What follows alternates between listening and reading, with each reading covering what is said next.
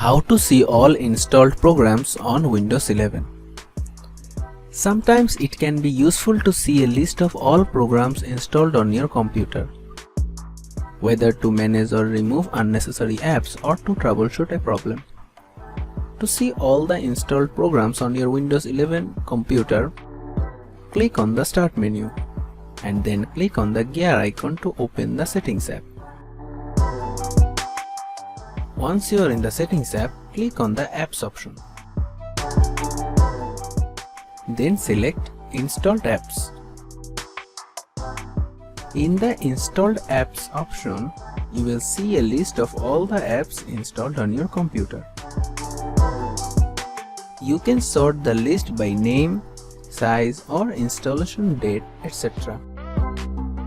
You can also search for a specific app using the search box at the top of the page.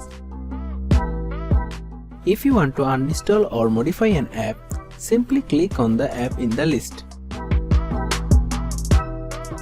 And you will see option to uninstall or modify. Click on the appropriate option to take the desired action. And that's it. By following these steps, you can easily see all the installed programs on your Windows 11 computer. Thanks for watching. Subscribe to our Tutorial River channel for more videos.